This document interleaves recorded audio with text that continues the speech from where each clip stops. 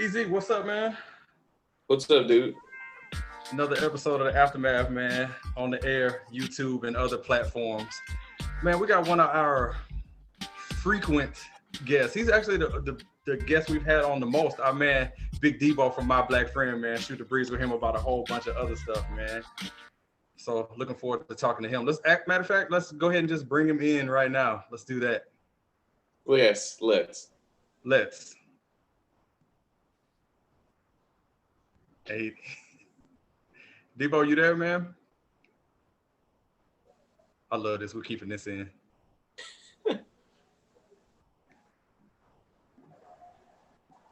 We're most definitely keeping this in.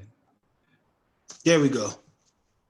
Debo. Here he is. What's going on, man? What's going on, man? What's up, bro? How y'all been? First, before I say anything, I just want to let y'all know I'm extremely happy to be back on your show because I know what I'm finna get, and it's okay. I can accept that. I got big shoulders, and I'm ready to hear whatever the hell y'all got to say.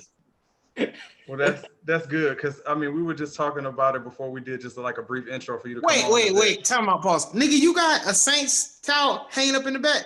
That's so disrespectful, bro. Come on, man. I'm in my man cave. I'm in my domain here. So yes, there's gonna be some Saints paraphernalia going on with that.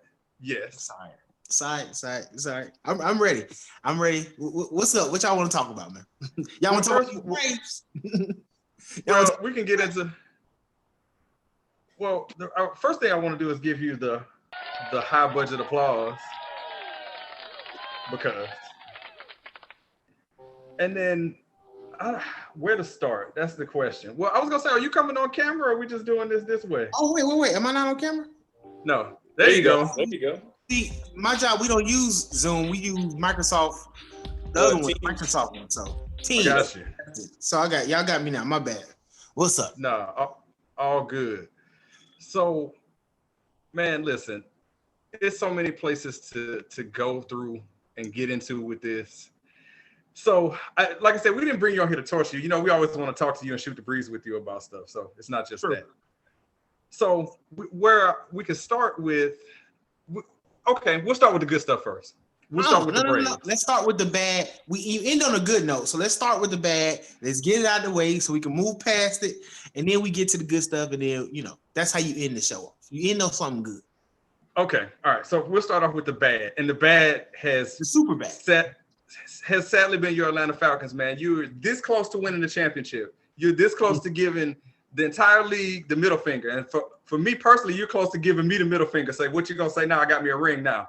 And it fell apart. Mm-hmm. Now, here we are, a little over 2 years later? About 3 years later? It's about three. This is okay. This is actually 4 years from the Super Bowl collapse because that was the 2016 season. And, they played the Super Bowl in 2017. Yeah, 2017. Okay, yeah. So about 4 seasons ago, where you're thinking, okay, yeah, we came up short, but we about to go on a lucrative run where we're going to get them once. And then the bottom just like, okay, you're still a playoff team and you're still in the mix. And then the last 2 seasons, the bottom just falls out. It's like, what happened, man?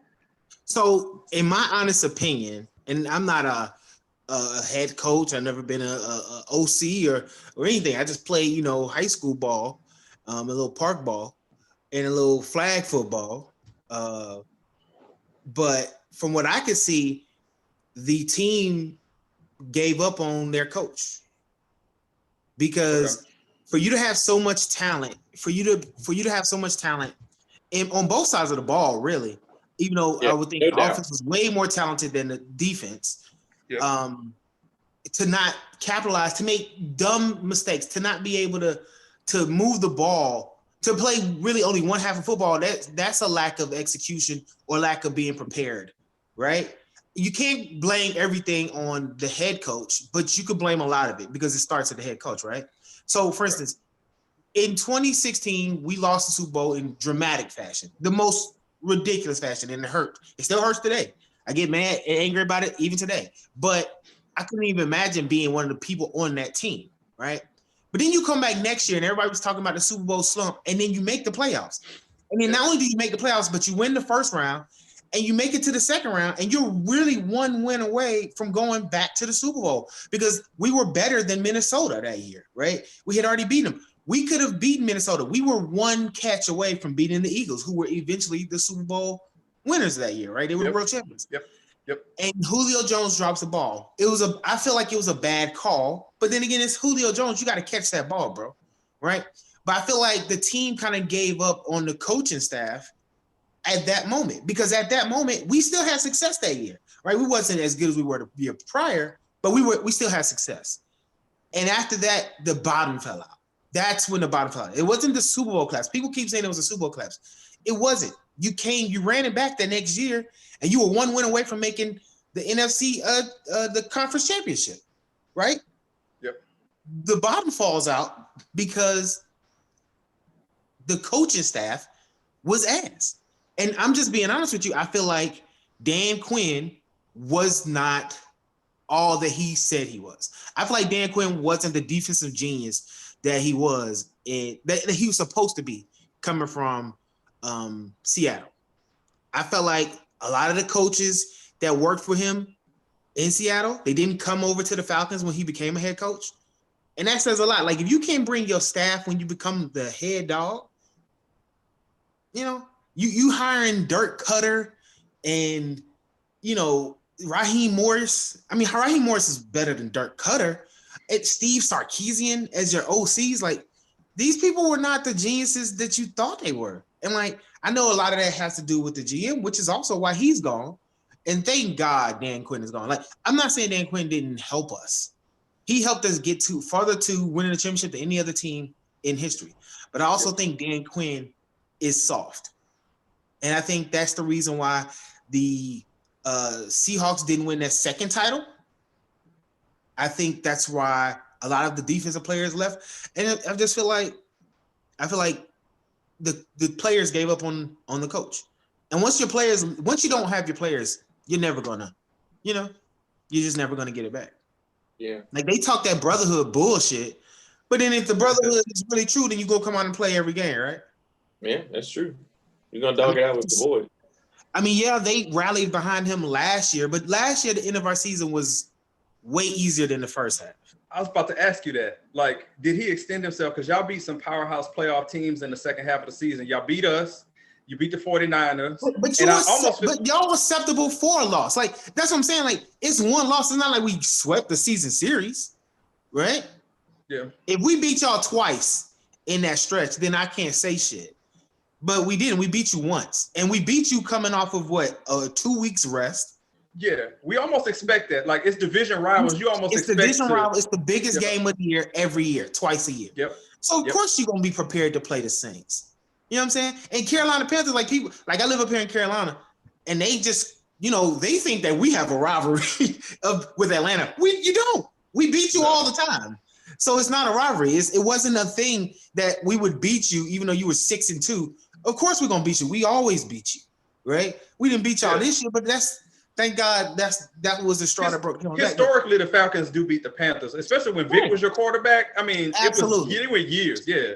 It was years. It's been 5 years since the Panthers beat us. That's just how long it was. The last time they beat us was when they went to the Super Bowl, the first game of the series. Yeah. Because we beat them the second game and we put it to their ass. Julio Jones put 300 yards on their ass. Y'all ended the 500 yards passing. That year. Yeah. So it's like, yeah, you play your division rivals tough, right? We play the Bucks tough, but like, we're losing games to the Lions. We're losing games to we're up big, and you shouldn't have these teams where we're up big in the first half. In the second half, they just come out and they playing like passive defense. You're a defensive genius, Dan Quinn. Why do we not have a strong defense? Like, at least I could be all right if he left us and we had a strong defense. He drafted 2, 3 good defensive players? Like, I'm just looking at the players that we have and that have gone in the recent years that he's drafted. Vic Beasley is a washout. I don't give a fuck what you say. He led the league in sacks 1 year. He kind of fell off a cliff, though. Like, he really came into the league, was playing well, had double-digit sacks.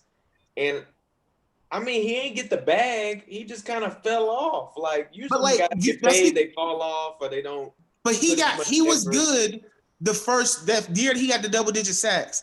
He was good, but remember, he was playing opposite Dwight Freeney. Dwight Freeney was training this dude. He wasn't ready to be the number one. And like you let Dwight Freeney go, and then he falls off a fucking cliff. Takk McKinley, you draft him first round. Takk McKinley is ass. He is. He's not good. But he's not good. Like nobody that he's drafted, no corners has lasted. The best players he drafted was Deion Jones and what's that corner? Ricardo Allen. Like that's it. Yeah, but Deion Jones be hurt a lot, man. He do get hurt a lot, but he's good. He's the leader of that defense, and he's when he's healthy, he's a Pro Bowl linebacker. Deion Jones is all pro. Like I would want Deion Jones on my team. That's how good I think he is. He's really good when he's healthy. He is like our version of what's the linebacker that just retired for the Panthers? Luke Kuechly. He's our version of Luke Kuechly. Like Luke Kuechly couldn't stay healthy to say nothing, but when he's healthy, he's out there making the game. He's making a difference, and that's why you keep Deion Jones. But other than that, he didn't put together for us no strong secondary. We stay getting burnt, bro. Yeah, I think the defense did enough to complement the offense because there was talent there. You could argue, and I always told my brother this, and he told me to shut the fuck up. But like Atlanta, in my opinion, except like really right now, I don't know what's going on, but y'all always had a talented team. Like if you look at the defense, the year y'all went to the Super Bowl, you could argue y'all had an elite player on every level of the field.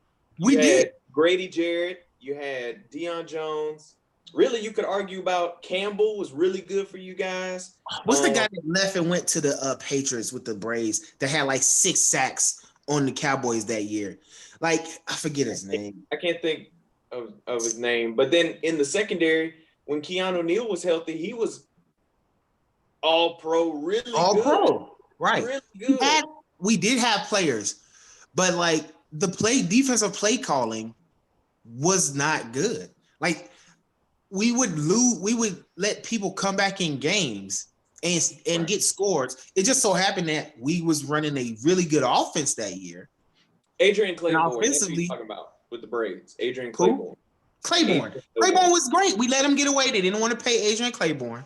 They paid fucking Vic Beasley instead. Wrong decision. Yeah. I don't know. I feel like the Falcons have been talented. But it's a difference between being talented and being good. I agree. And that has everything to do with coaching. If you got all the talent in the world and they're not doing nothing, that is 100% on the coaching and the staff and the GMs and everything. But you brought up a good point about Dan Quinn, because Dan Quinn was hired in what, 2014, 15? 2014. Okay. Right after Mike Smith was fired, which he was here for 7 years, way too long. And then they hired Dan Quinn in 2014. So that's the big watch out that I've noticed with NFL teams.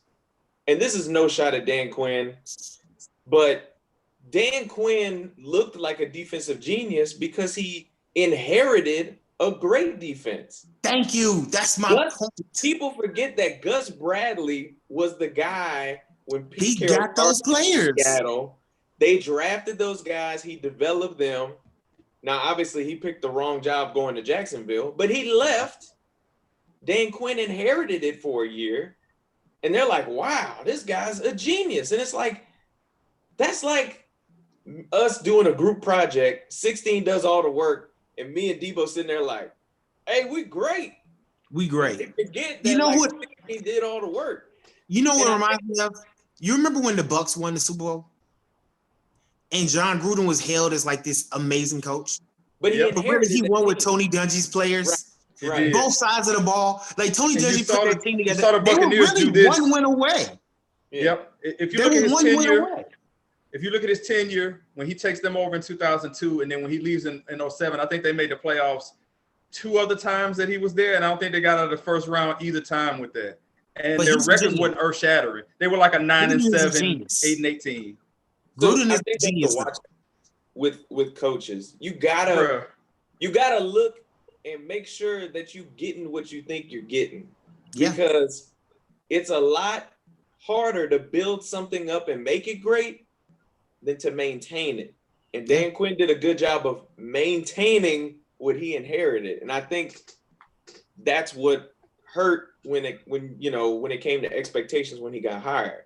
Yeah. You know, I mean, I admit I was fooled too. I thought that he was going to come in and build us an amazing defense, and like we were going to, run through the South and have this like strong defense. And we already had a strong offense. We had running backs. We had 2 good running backs that both of them are gone. But see, this is the thing, Debo. You was basically one quarter away from making that shit correct. Where he would have bought equity. I wouldn't even say one quarter. Equity. We were one drive away. The last drive.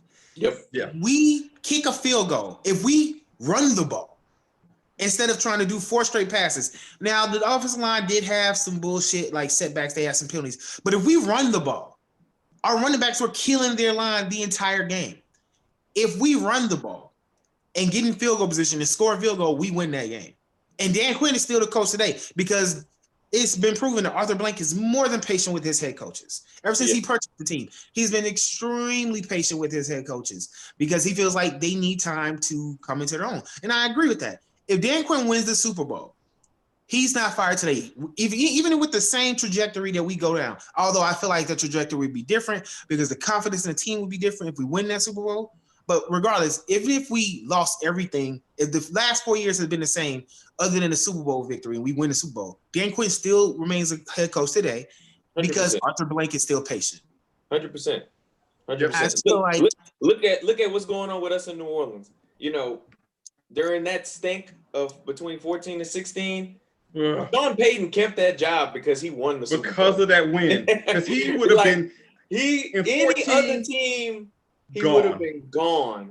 Yeah. But I wanted to make this point before I guess we pivot to something else. Look at the Cleveland Browns. They're playing Pittsburgh coming up this weekend. Their new head coach was Minnesota's offensive coordinator. That is a good example of you hiring what you expected. He is the reason that Minnesota's offense was that good. Exactly. And now he's gone. They're bad. Your ass. And Cleveland is doing exactly what he did in Minnesota, running the football, play action, utilizing those skilled receivers. So I think that's a huge watch out for these NFL executives. You don't want buyer's remorse. Make sure you getting what you think you getting. How long has he been coordinator?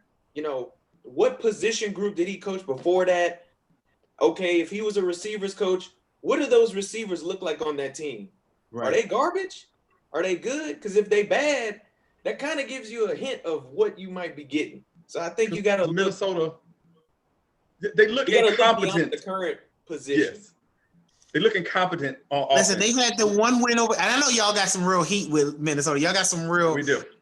Some bad blood with Minnesota because of that. They got more heat with us, though. I think they got more heat with us because we took it all the way when we beat them. They beat us, and then they get eliminated the next week. They do. Yeah, but no, I just brought him up. Let's let you know that y'all should have won that game. Y'all should have won that game. You were supposed to win that game because y'all would have won the Super Bowl that year. I feel like y'all were good enough to win the Super Bowl that year. But don't remind us, Debo. Don't remind us. Yeah. Don't listen. People remind me. He quick to throw a 28-3. He got the whole screenshot on recall. Every little post, he throw a 28-3. So fuck that shit. On demand. On demand. I got that ready to go. Debo starts talking like, you know what? Separate album. Listen. I quit Facebook. I deactivated my account on Facebook just because I couldn't take it no more. I couldn't take the fucking abuse. But this motherfucker, your brother is a piece of shit, bro. I gotta let you know.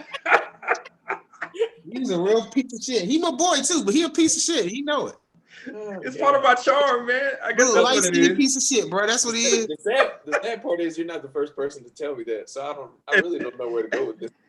And he won't be the last. He won't be the last.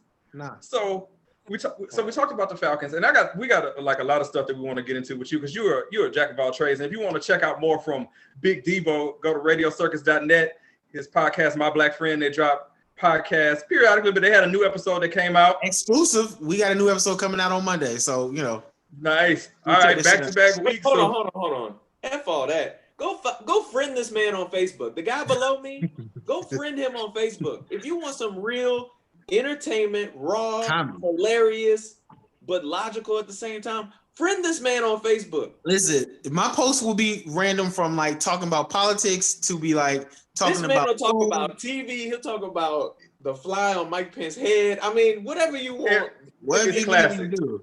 Twitter too. Twitter is even worse because like I'm real ratchet on Twitter. So I think Twitter's like wow. Twitter is everybody's ratchet side. Like that's the side that is not where you allow your parents and coworkers to follow you on Twitter because shit goes awry on Twitter. Yeah, shit goes left on Twitter. So the problem with me is because I say so much shit in every platform, I can't let any professional company know I have a Facebook or Twitter. I don't even let them know. I don't even divulge it because anywhere I can say anything and it just be, oh, he gonna get fired.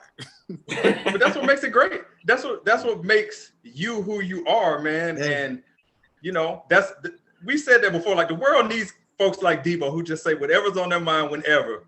All right, offends or not, I'm here for it too. It's prime time TV for me. Yeah. So I wanted to pivot for a second. So we talked about the Falcons and we got some sports in. So Easy mentioned politics, man. Shit is crazy. All right, shit is crazy. So I know y'all had the episode of My Black Friend. If he dies, he dies, which was hilarious. Yes. Don't give a fuck. I'll say it again. I don't give a fuck. If the man dies, he dies. It is what it is. But I was gonna say that I had a question that I wanted to ask of you about that was I was actually sorry that he got COVID. I don't want nobody catching this disease. But I felt like he was the worst candidate to get it because I'm like, he's gonna get the best care and he's gonna come back like, I beat this, like theatrical. I thought it was bad. So I wanted to pick your brain as far as, do you agree with what I'm saying, where he was the worst candidate to get it because he was gonna embellish the fact that it's not that deep when it is that deep? I got a hot take for you. And I feel like you should invest in a hot take button. Whenever you see somebody had a hot take, you should get something on the screen that flash hot take, right? I'm here for the hot takes. You ready for the hot take? The nigga never had it. He never had COVID. I don't believe this motherfucker had COVID. Hey, if we were to recorded this like 3 weeks ago, that would have definitely been a hot take. But but I don't think the nigga had COVID, bro. Like you don't come back. The disease that people really get, they don't come back, bounce back in 2 days. I don't give a fuck who is your doctor. I don't give a fuck if Harry Houdini your goddamn doctor. I don't give a fuck if it's Dr. Strange. Nigga, you ain't coming back that quick, bro. Right? You're not gonna get shot up with some miracle drugs and be like, oh, I'm back and I'm better than ever and I'm back at these rallies. I feel like the shit was engineered for him to say he had COVID, for him to miss a couple of days, for people to give him sympathy, for these like middle wing motherfuckers that's Republicans but don't like Trump to say, oh no, I don't want them to have COVID. Oh God. And then he comes back and he tries to get these sympathy votes. Fuck that. Show me the test, bitch. Listen, I saw the fucking shit. I was watching his town hall. How the fuck you don't remember when you had your COVID test, my nigga? Like, if you got COVID or if you had that test, if anybody had that test, that stick going in the back of your shit is unforgettable. I don't give a fuck. That shit is violation at the most premium level. Right? Sticking some shit all the way back from your nose to your throat. Not throat, but throat. And you telling me you don't remember that shit? I feel like you never had it, bro. And I feel like it was all fake.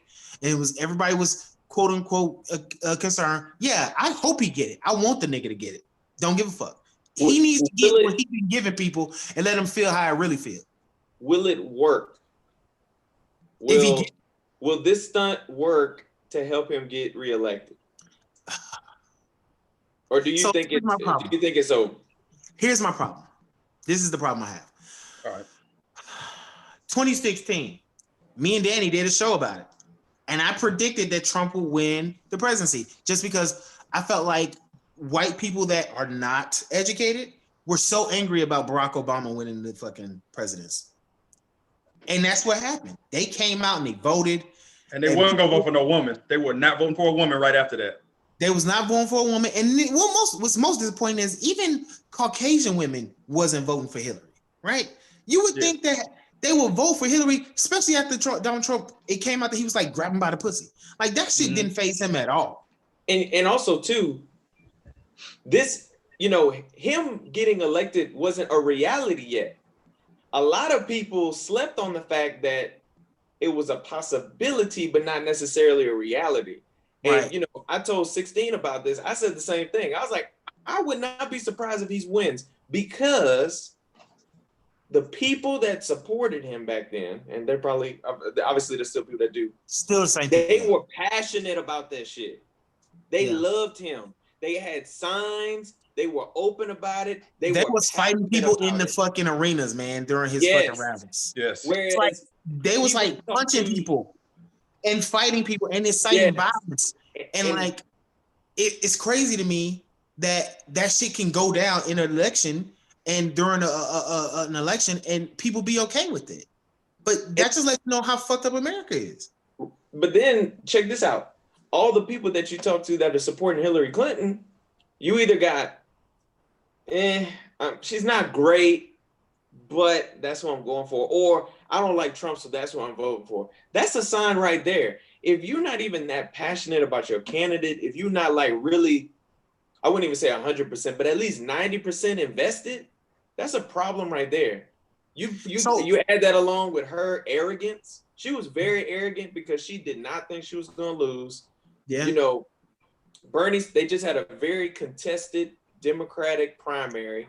That is what hurt her the most. People are urging you, hey, you need to either pick Bernie or somebody of color so you can make sure that you don't, take these people for granted. No offense to Tim Kaine, but she went go pick the most lame, unenthusiastic person ever.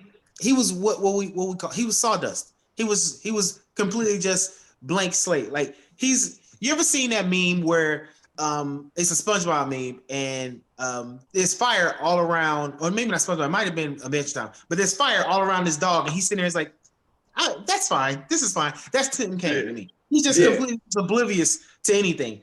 And I don't know why she picked him. She should have picked Cory Booker. Had she picked Cory Booker, that's what you would have got black people to vote for her. She should have picked somebody of color. Yeah. To motivate minorities to go vote. And because Biden is righting that wrong right now by picking Kamala Harris. Well, I know Debo got a whole set. He got a whole set of opinion on him. Time out. I gotta address this. If y'all gonna act like Kamala Harris is not gonna be the next Barack Obama, you out your goddamn mind. If y'all, I'm gonna be honest with you. So let me put my history out there. I didn't vote for Barack Obama in the primary against Hillary in 2008. I thought that it should have been Hillary. I thought Hillary was prepared. I thought Hillary was experienced, and I thought Hillary had the mindset to be the president, the first female president. I voted for her in 2000. I voted for her in 2008 and in 2016. I think Bernie is too left. He was too extreme. He softened his edges this election, but he was too extreme in 2016. Mm-hmm. And honestly, I feel like that's what hurt Hillary the most. Wasn't that she was too arrogant. It wasn't the Benghazi shit. It wasn't all of that shit. It was the fact that the people who supported Bernie, which he had a lot of supporters, they didn't want to support Hillary and they just didn't vote. Period. I know people right now that I could call by names and call their phone numbers that did not vote because they said that they didn't, when Bernie lost, they just wasn't going to vote. And that's why I feel like Trump won. The people that supported Bernie, really truly wanted Bernie, that loved Bernie, I'm talking about like Bernie bros, right? Right. Those people are the ones that didn't vote for Hillary. And this is why she lost. But in 2008, I thought that Barack Obama wasn't experienced enough yet. I mean, I like Barack Obama. Right. I just felt like in 2008 he wasn't ready. Until I saw until the Democratic the DNC, right, the National Convention, and he came up there and he gave that speech, and I said, okay, he's ready. But I voted for Hillary in 2008, and I felt like Hillary. And I don't think that's the right.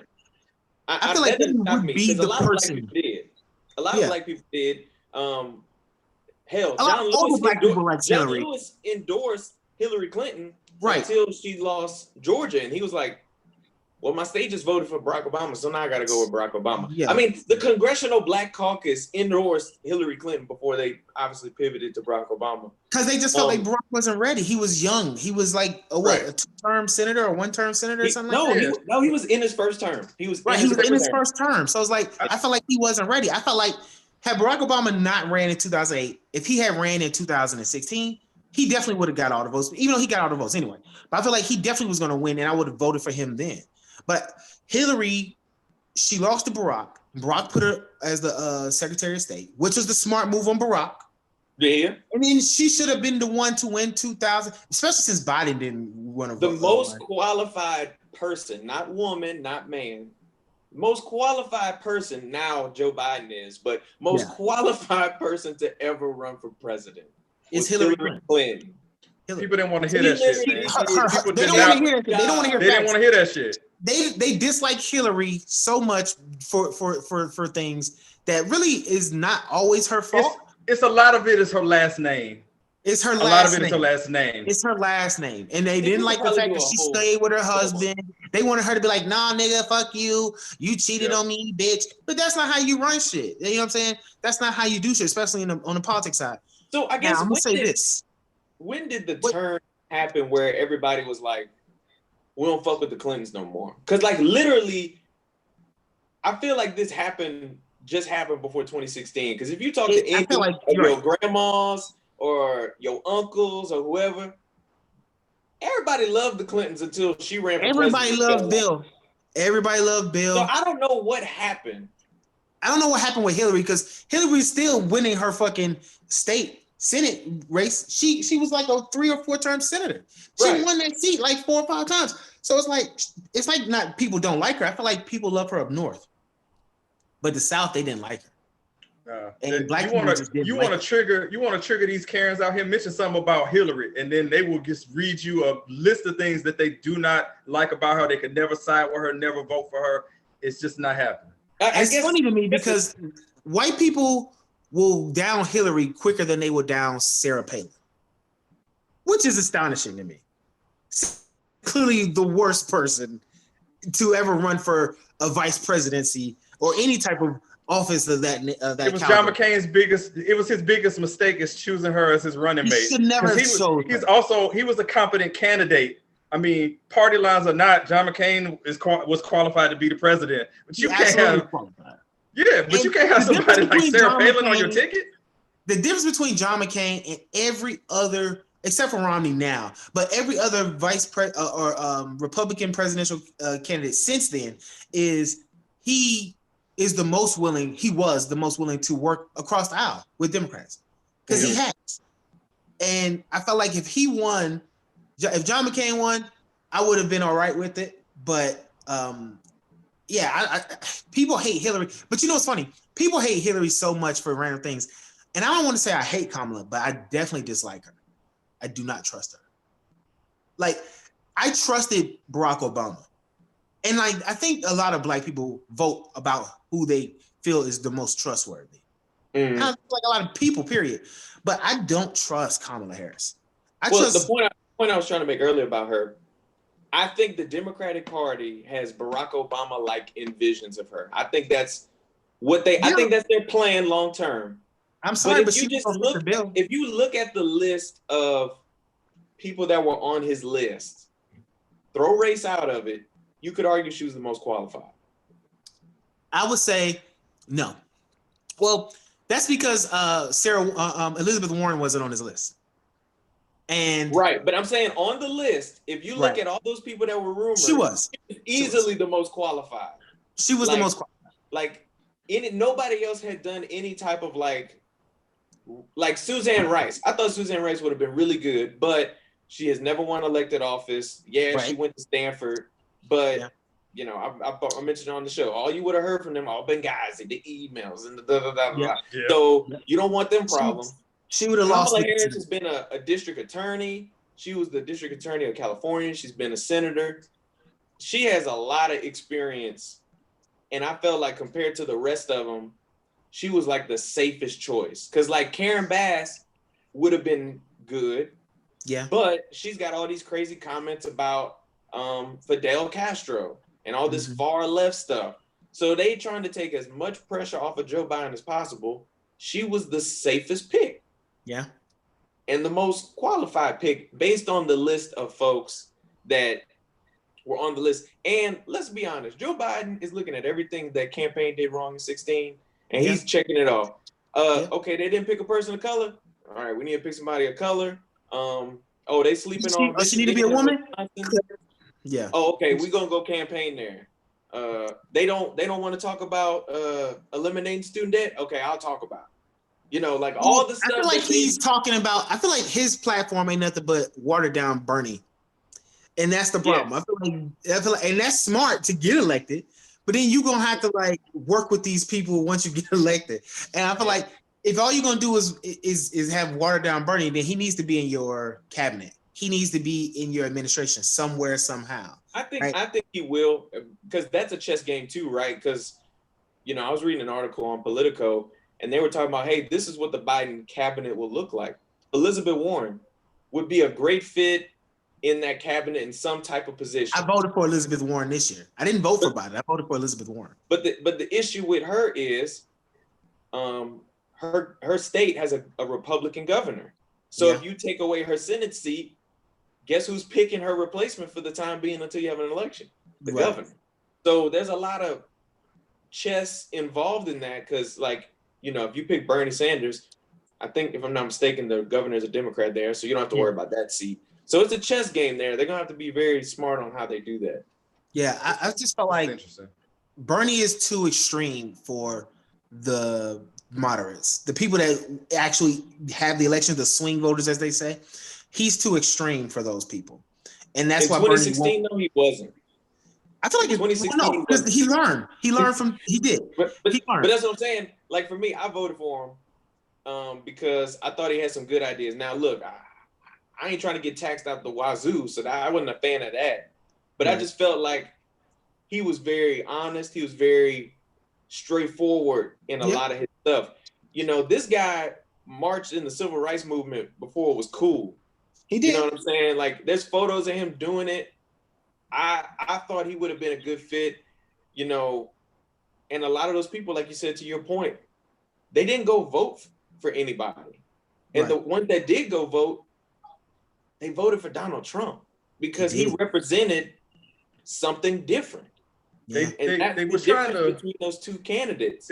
It was just to me, a lot of it was a timing thing. And it seemed like we could have an entire show about this one subject, but it was a timing thing where you're coming off 8 years of a black president, and then the next person up is and I'm not making this into a gender thing. I don't have no problem with a woman being president. I'm just saying narrow-minded people are like, we just had a black person. Now they want a white woman, a Democratic woman at that. Oh man, them folks who was like them far right, they was not having that at all. And one thing they missed, there were too many undecided voters.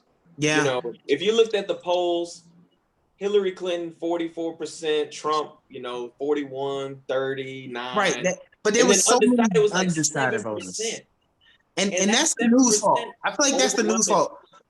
I feel like the news played it so heavy that, Hillary is leading the polls, but they never really talked about how many undecided voters there were. And I felt like that helped a lot of people say, well, I'm not going to go because she already going to win. So I don't even need to go vote for her because it's going to be people to vote for her. I feel like the media truly helped. Well, the media did several things. They truly helped to get Bernie out because the media doesn't like Bernie. And they definitely helped Hillary lose because they convinced normal people, undecided people, that they wasn't going to vote. They didn't need to vote because she was going to win regardless. And that's why the news media with these polls, that polling sucks. Fuck the polls. Just go and vote, and then let's see who is. Don't give me 7 months of polling data that doesn't matter because you got people that lie. People lie. People lie all the time. People will see they're undecided when they're truly a Republican. Well, right? That's true. Because being Republican is looked at as being the bad guy in America. Because the majority of those undecided people, when they got to the polls, or like you said, they lied, they went for Trump in a overwhelming fashion. But what I will say about the polling data this year is, with all this early voting going on, these people that you're asking, hey, who are you voting for? This ain't a who are you gonna vote for. They're probably telling you who they already voted for. Yeah. So I think polls this year will kind of tell a better story, just because, like, somebody like me, I voted by mail. If a poll called me, I would be telling them who I voted for already. Right. So I'm waiting. I'm early voting just started here. I'm going to go to the place to vote, because I'm just glad that we're having this dialogue. I want my ballot to not count, because this voter suppression is real. The Postmaster General removing fucking boxes so people can't vote, saying that they're not gonna be able to count all the votes in time. And it's real, because I think up until this year, Trump was gonna win re-election. I feel like 2017, 18, 19, Trump is going to get reelected. People are loving what he's doing. People are out here. They still are wearing their MAGA shit. But then COVID hits, and it changes everybody's way of life. And now people are looking at Trump like, well, you knew about this the whole time. Like, you mishandled this terribly. Like, because there's footage of you saying 2 days before it's been marked as a global pandemic that COVID is fake. It's no worse than the flu. And this is before we had a single death in the United States. And from March to now, we have 200,000 people dead from COVID. Just past 8 million cases. Right. I think that's going to be the fact that at the beginning, all the foreign countries like Italy and England and China and all these places were like dealing with it terribly. And America was just only having a few cases spread up. But then that summer hits, and then you reopen America because you want people to go back to work. And then the numbers spike. And then grandparents are dying. And then you hear about these nursing homes where like 7, 8, 10 people die from COVID a day. And like people are losing their grandparents and people are losing their parents. And I feel like that's going to negatively affect him. I feel like I'm going to say I think Trump loses. But America has like fooled me in the past. I wanted him to lose in 2016, but he didn't. So I don't know, man. I definitely think COVID is going to play a real effect into this election this year. People are going to vote based off of that, because that's the latest thing. We're still dealing with it. And guess what, guys? Second wave is coming. It is coming. And I want to let people know who listen to this, who listen to My Black Friend, who listen to the radio show, do not underestimate the power of racist people. So just because you feel like COVID has gone down the drain, it's a bunch of them lined up, ready to go the opposite way. So don't feel like everybody looking at the way you do, because they don't. So do not underestimate racism. It's here and it's all in your face. It's here. Always here. So, man, I'm telling you, man, we could stay on the politics, man, but we got to get to the bright spot of it, which is your Braves, which even though they're coming off a loss last night, and listen, I ain't gonna lie, I thought they had it. Easy was trying to already get me prepared for it. So what is it gonna take for them to get over the hump? Is another game gonna be coming up today? Yeah, they play tonight. I don't know if it's tonight or this afternoon. Okay. But they definitely play today. And I feel like they close. I said that at the beginning of the series, not Lakers in 6. I said I've been watching too much Shannon Sharp. Lakers in 5. But I feel like the Braves is gonna win in 6, because the Dodgers aren't a bad team, right? They've been on the cusp of greatness for years. I feel like the Braves are going to like get past them, because the Braves can hit, right? Even last night we were ahead up until the Ozuna era, the tagging era, right? Because it was 2 outs. He didn't wait till the ball was caught before he tagged third and ran home to score. Had he done that, we're still up by 3. We're up 3-0, and we're still continuing the inning, right? Because the Braves, when they score in bunches. When they get hot, the whole team gets hot. So I feel like Max Fried is our best pitcher. He's coming on the mound tonight. And even though they saw him in game 1, they couldn't do nothing with his stuff. And I feel like they still can't do nothing with his stuff. I feel like our bats are going to be much more active this year. And keep in mind, when the Braves come off of a loss, like especially a big loss, they go on and they score. Like they had a game earlier this season where they got beat by like 12-3 or something. And then they won the next 8 games in a row. And you saw it even the night before last when they got beat humongously. It was like 15-3. They come back and then they put 10 up on the Dodgers. So I feel like they close it out tonight. I don't want to see it go to a game 7. If it goes to a game 7, I don't know. I can't predict it, but I feel like Max Fried gets the job done tonight. He's going to at least pitch 6-7 innings for us, and we can go to the bullpen and close it out. So what's the deal, man? Why does it seem like the enthusiasm for the Braves, like the city don't feel like it's buzzing with Atlanta Braves the way they should be? You got a team chasing the championship, and this city is like I don't know, they indifferent about it. I mean, I know this is kind of, and you know this, Debo. I ain't saying this to talk shit, but you know this is a bandwagon ass city. When teams was winning, they will come out in droves. So here's the problem, and this is the problem. I tell people this all the time. Where are you from? Where are you from right now? Just tell me where you from. We both NOLA guys, man. Right. And where do you live? We live in Atlanta. And that's my point. Atlanta is now what we call a transport city. Yep, an import city.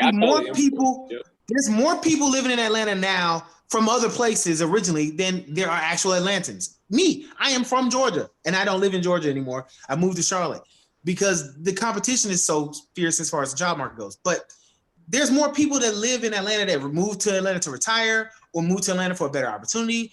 What they call it, Black Hollywood. There's people that's coming to Atlanta every day, all day from all over. So when people go to these sports teams or go to these like events and they see, you know, their home team is coming to play the local team, they're going to show up and they're going to root for their home team. But people think that, oh, the Braves don't have a good fan base or the Falcons don't have a good fan base. They do.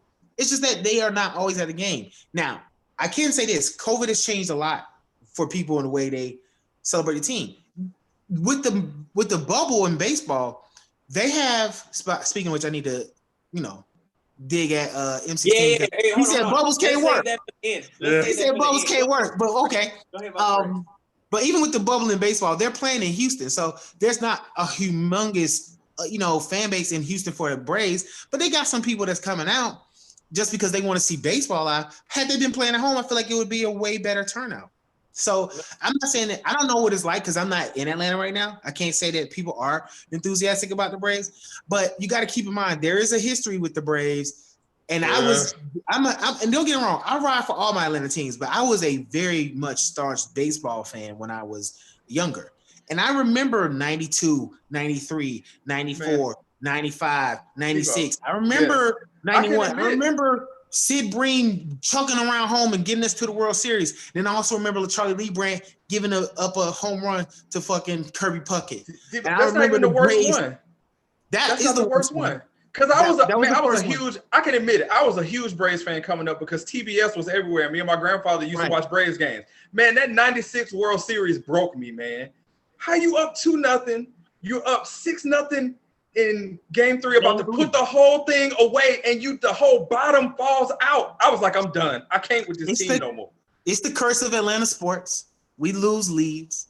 But then they won in 95. And so, the Braves, at least they won one, right? Yeah. The Falcons. That 96 team was the one that was going to solidify the Braves as like a dynasty. The Yankees would have solidified it. And then in 99, they went.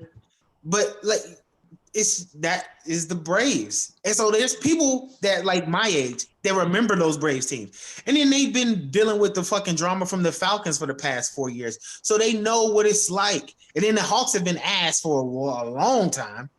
Hawks have been like making it. They went straight like 7 years going to the postseason and just getting beat. Then they had that 1 year when they made it to the Eastern Conference Finals and LeBron broke. Right. Yep. You just can't do shit with LeBron. And so people remember that shit, right? The most successful teams in Atlanta right now are the soccer team. Soccer team, yep.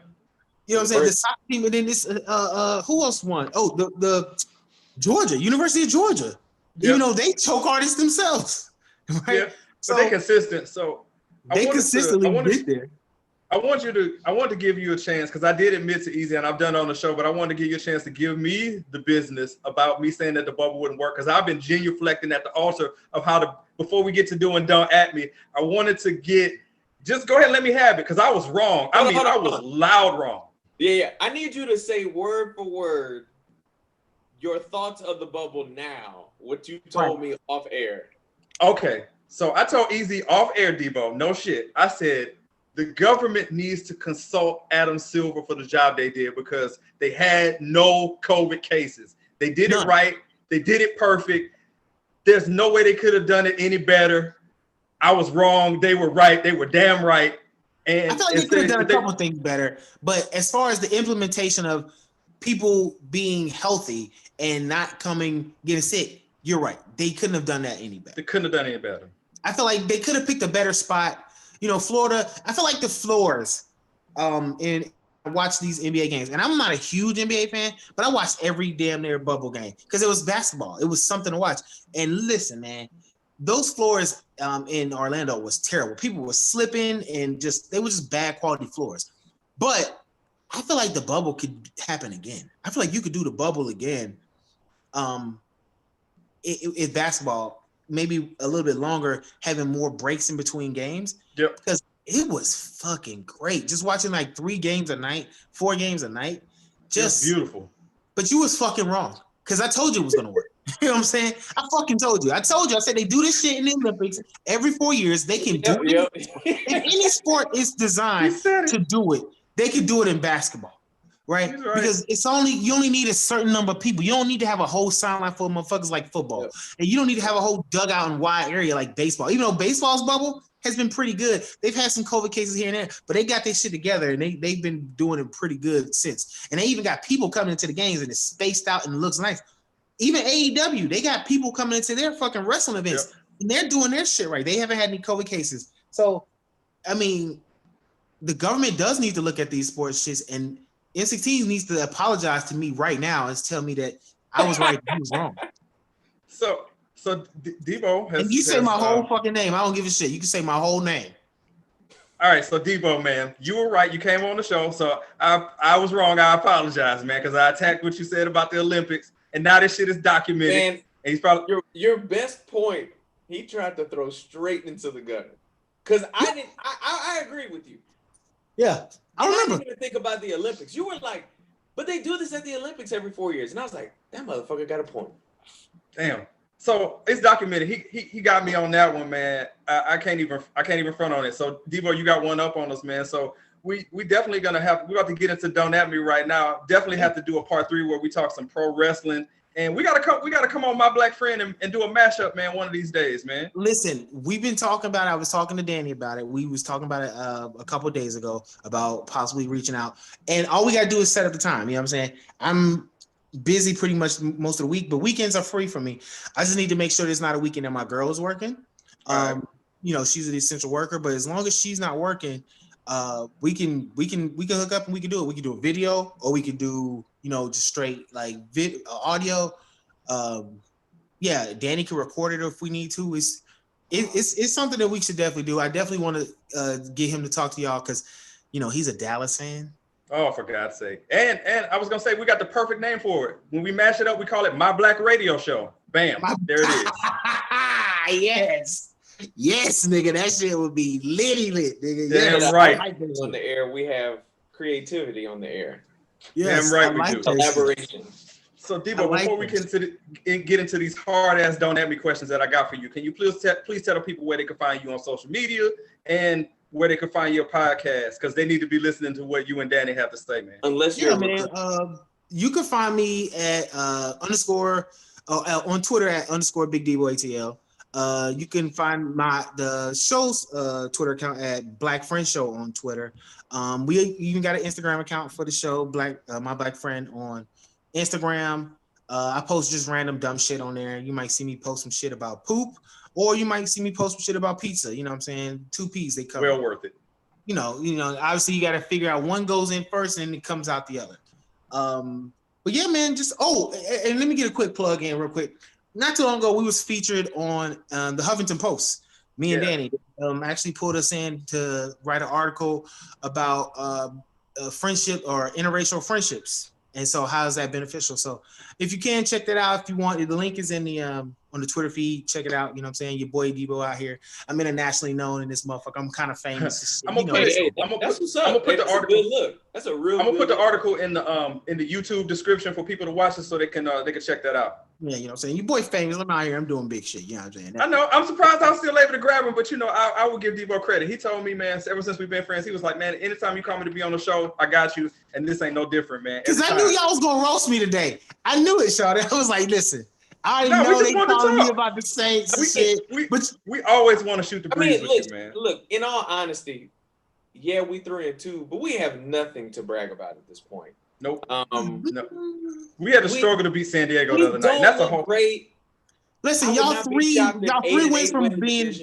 Y'all literally are like 2 wins from being like having the division sold up. You beat the Panthers, you beat the Bucks, you're gonna be good, right? The Panthers are probably your biggest threat because I think Tom Brady made a huge mistake going to Tampa Bay because he just didn't know what he was getting. Just like you said earlier, you got to know what you're getting, and Tom Brady didn't know what he was inheriting when he went to that team. But you could kind of tell, and like I said, you could kind of tell that Bruce Arians really didn't like. You could listen to him. He's like, this is not really the way I wanted to go with this, but he can't say nothing. He can't say nothing. Bruce Arians is all about throwing the ball down the field, deep passes. And Brady can't do that anymore. Big receivers. Brady is a very, and this is my question to y'all real quick, because I know y'all ready to go, but I do got a couple questions. Do you think that... No, I got time, so you ask away. So do you think that it was more Tom Brady winning championships in New England or more Bill Belichick? Because it seems to me now, looking at Tom Brady 5 games, 6 games in, it's more Bill Belichick than Tom Brady.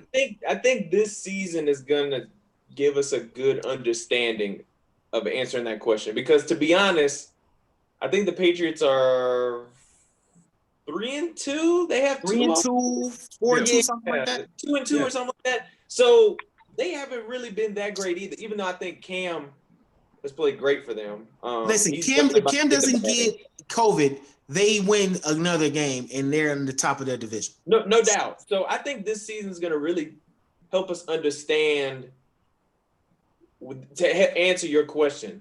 Because, I mean, let's be honest. If Tom Brady was 35, I think we'd be having a different conversation if he was in Tampa. He's 42, so you got to take that into consideration too. No, that brother's 40. I know he wants to play forever, but that motherfucker needs to sit down. That bitch needs to sit down.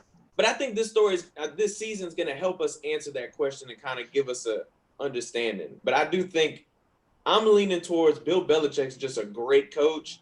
And if you give him easy 16 and Debo, he's going to win a Super Bowl or at least he's going to win a Super Bowl. Like, he just doesn't – I feel like people were really doubting the fact that they was really in awe of what Tom Brady does. Tom Brady don't do shit. He's a game manager.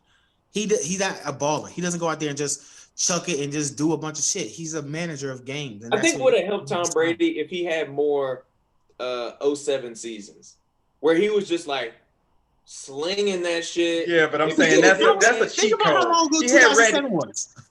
He had Randy, man. That's a cheat code, man. More than one season. But I'm saying if he would have had more seasons like that, then people would be like, man, there's no question it's Tom Brady. But Tom Brady's kind of always been around 3,500, 4,000 yards. You know, you swap out Wes Walker for Julian Edelman. Like, their offense has always been short passes, you know, clean route running, and you just banking on the yards after the catch.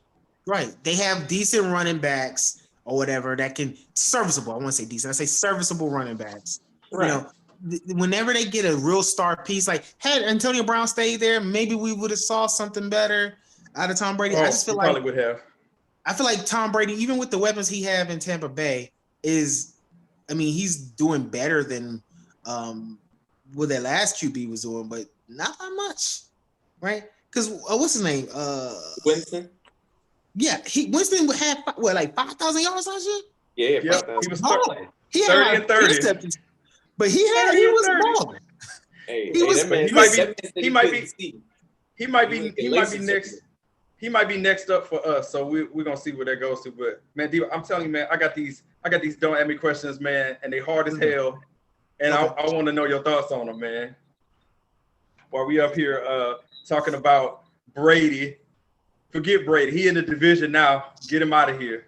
Well, just know this: we might be at the bottom. But it's nowhere to look but up. Like, that's right. I'm telling you, we get a coach, we get a good GM. Personally, I want Eric Bieniemy, and I would, any GM really. Yeah. Yes. Why not? He has built that offense. Want him? So he would. Well, because I remember him. He was on the staff of the Minnesota team that we beat when we won the Super Bowl, and I don't remember where he went to from there. I know he didn't stay there that long afterwards. I know he was in Kansas City, but was he the OC though when y'all beat him? Was he the OC? No, I don't think he was. I think he was either the running backs coach or he was some other ancillary coach on the offensive side. So I can't recall because he's look the at what offensive he's done coordinator. since he's been calling the shots. Look at what he's been doing since he's been the OC. And that's the point I was gonna make because I need to see what position group he coached in Kansas City before that. Who was offensive? Matt Nagy was offensive coordinator before him. Yeah.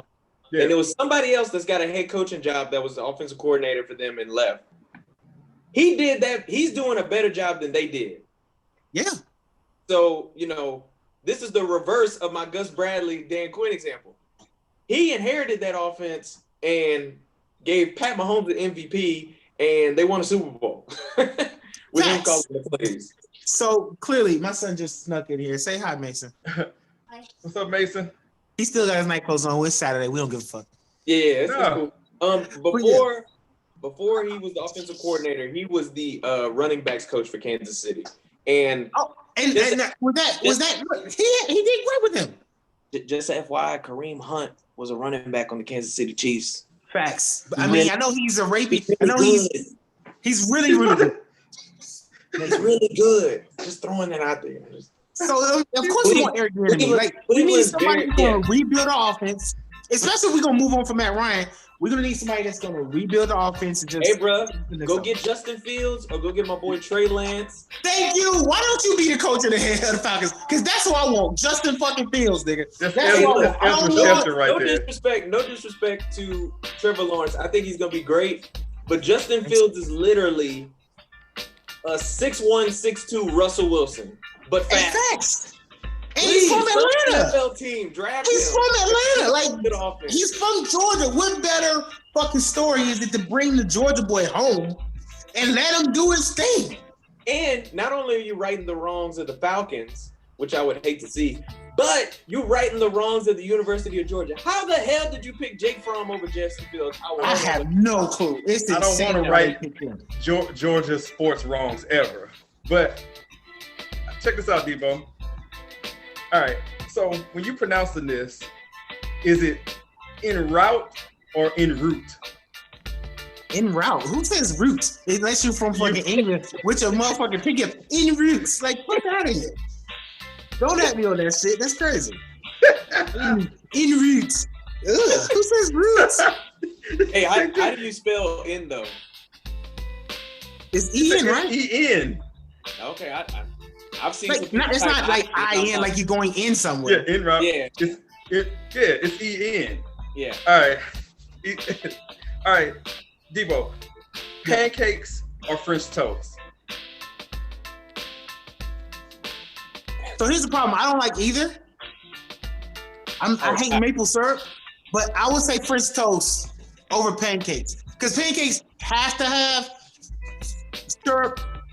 French toast, you can eat plain with just powdered sugar. So or fruit. French toast is definitely better than pancakes. Don't at me. But if you really want me to, my choice is grits. Grits is the best breakfast. With salt in them, because we don't do that sugar shit. No. Salt, pepper, cheese. But I'm not doing no sugar. Like if you do, now don't at me on that shit. No sugar in grits. You are a terrorist if you put sugar in grits. All right, you're un-American. It's not a sweet dish. Grits is a savory dish. Right. Like if you want some sweet grits, get cream of wheat. Please. Buy oatmeal. That's what it's for. Oatmeal? Oatmeal, yeah. A quick plug for if you want good French toast when you're in Atlanta, there's this spot called Paces and Vine. They do a brunch on the weekends. Their French toast is like the best I've ever sat down to at a restaurant. Paces and Vine out there near our old plantation where we used to work, people. You look like a nigga that eat French toast and shit. All right. Hey, bro, why everybody hit you with the light skin jokes? I would never understand. But this was our relationship. The moment I ain't even know Debo, he was like, "Who's this light skin ass nigga coming in here?" Listen, real shit. This motherfucker trained me at my job. And we was roasting this nigga when he trained me, son. That's just how he was cool since day one, bro. He was cool as a fan, but he was light skinned as fuck, bro.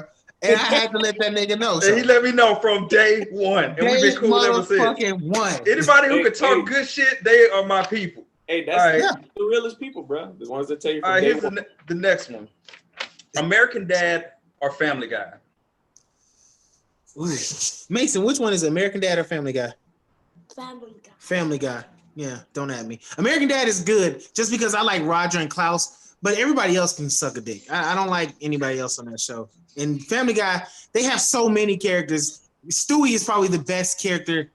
Come on, Mason. Probably the best character written for all cartoons. So I fuck with Family Guy, even though they fell off. They did. They have fallen off. But Yes. What about you? What about you, man? Oh, it's definitely Family Guy. I think American Dad has probably had like the more consistent tenure. Yeah. But man, Family Guy Prime. Like hard to right beat. when they first got canceled, when they first got you canceled, take they it from went to like Adult Swim. So good. 05 to like 08 Family Guy. You could put that up against any other show out there. That's what I'm saying. Like I was in middle school, and I mean every Monday morning going to school, we talked about Family Guy like it was a football game or something. Like, hey, did you watch Family Guy? It's definitely Family Guy. American Dad is funny in its own right, but it's definitely Family Guy. Family Guy for me died when they killed off Brian, even though it wasn't like permanent. The minute they killed Brian off for no reason, I was like, I'm done with the show. And I haven't really watched since. All right, next one. You prefer a soft pillow or a firm pillow? That's tough. I don't know. Cause I kind of like, I have a soft pillow and I have a hard pillow, and I sleep on them double. You know what I'm saying? So it makes a medium pillow, I guess. So I guess I would say soft. Okay. All right. Soft? Maybe it sounds soft. Sure. First off, Paul, I don't want to say soft or hard, right? Just who said soft or hard, nigga? Like what kind of fucking question is that? You want soft or hard? I don't want neither, nigga. I don't want it. I didn't say hard. I said firm. A firm pillow. Firm is hard.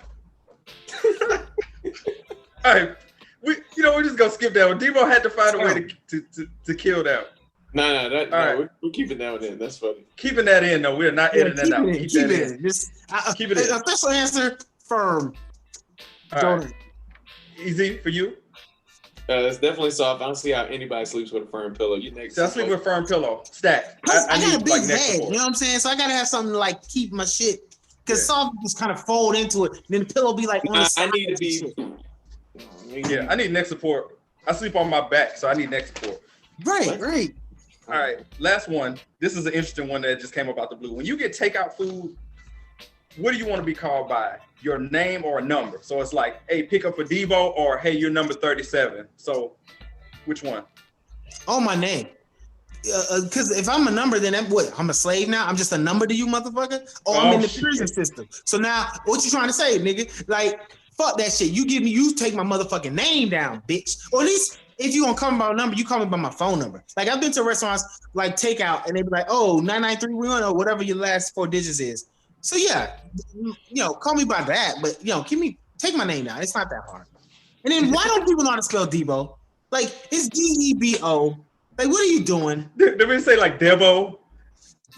Some motherfuckers just put the letter D and then B-O. Like, you are an idiot. Like, watch a fucking movie, bitch. Well, what you do? Well, I can definitely relate to Debo with people butchering people's names. So where I can, I try to have them choose my girlfriend's name, or I give them my number, because. Or just put your last name. Just say your last name. Man, they messed that up too. They fucked that up too. Niggas are stupid, bro. That's what it is. Look, my name is 4 letters, EZRA. And it's not hard, especially if you say it. It's not hard. Bruh, like you can just phonetically spell that out. IZRA. I've seen J thrown in somehow. I've seen Elijah. I've seen Eli. I've seen Ezekiel. I've seen Israel, which is the country. I'm confused. That's why I just try to give you my number and make it easy. So no. I feel like my name, because me and you, my real name is Aaron with an E, and I know people who don't know that, but people have fucked up my name for a long time. And so I have been Irwin, IRWN, IRWEN, ERWIN, just all ERRIN, Eriin. I don't even Eric. Jesus. I mean Eric a lot. Look, So and this ain't. We ain't even talking about just random strangers or a substitute teacher. Like I'm talking family members, cousins. Yep. And at this point, I'm like, it's whatever at this point. If you say my name wrong, I ain't even gonna correct you. It's whatever. That's why me and my sister just call each other E because her name starts with E. So I just, I'm E, she's E. And then the rest of the family just says E. Unless they call me Debo. That's why I go by the name Debo. Man. Speaking of which, next time I come on, I'll tell y'all the Debo story. Because I don't know if y'all ever heard it, but it's very interesting how I got that name. I'm here for it. I was going to say a teaser for Debo's next appearance because it's coming. For me, it's definitely by number and not name because they butcher my name too. Government name is Raphael. Raphael. I mean, I heard Ray Feet. Anything you name that ain't my name. So I'm like, you know what? Let's hope for the phone number and do that. But what we are going to do is give Big Debo, if it works, the high budget applause for our most frequent guest, a good friend of the show, Debo, man. Thank you again for making time for us as usual. Definitely appreciate you, dog. Check him out, bro. Just know when the Falcons start winning and we come back and we kick that ass, you know what I'm saying? Just know, just gonna be a little glimmer in your eyes, just like that one's for the skipper. That one's for Debo. You know what? And there it is. The week after we play y'all the first time, you got to come back on. We're gonna just break that shit down. I'll try to even get Danny on too. We'll see what his schedule is. Let's do it. Let's remember my black radio show gonna be coming soon. But until then, check out my black friend radiocircus.net and wherever you get your podcast. All right, Big Debo. We're gonna have that article in the description for y'all to read up on this man, him and Danny doing big things. Easy, what you got, man? I know you can't speak for Danny, but what are his feelings on Dak Prescott? I guess before the injury. We haven't discussed it.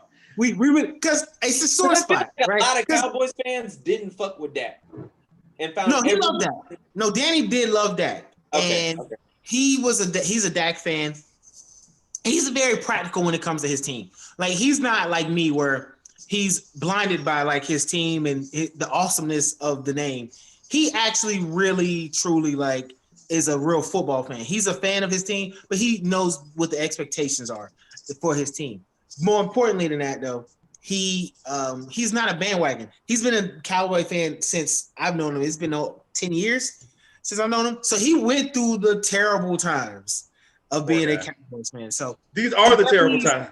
I think the last time I said something to him about it, he was like, yeah, but it's a clean break. And so hopefully he'll be back sooner or later. But we really haven't gone into it in depth because it's a sore spot, and I don't want him to, We'll leave it to you guys for that. But let me just let him in on a little secret real fast before we wrap. Even if he was healthy, they weren't going any fucking where anyway. Just saying. They were gonna go to the playoffs because that division is fucking terrible. And then what? You could go to the play. Listen. And then what? You could get hot in the playoffs. It happens. You know what I'm saying? All they need to do is to get to they can get to the playoffs with a 7-9 record and still make some noise because they're the Cowboys. So look at you. They got Dak, they got Zeke. Mace, cut it down. It is what it is.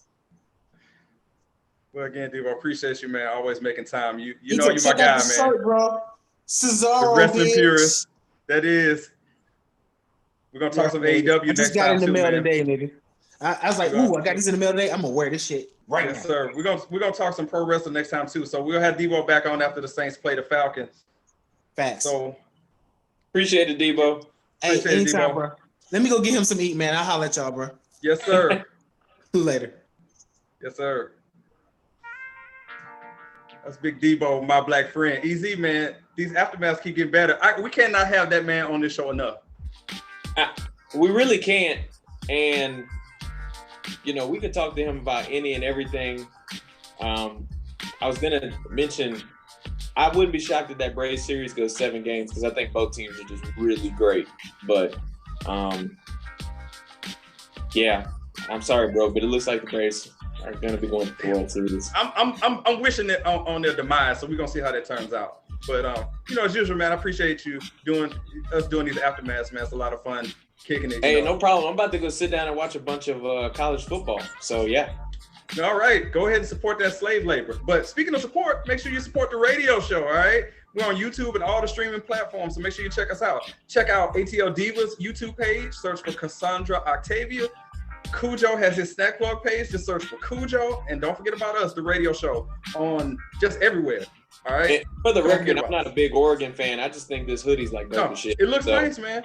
Oh, and don't forget about our other co-host, Tiki Blue. She got Bella and Kai. She got her business going on. Make sure and check her out too. All right.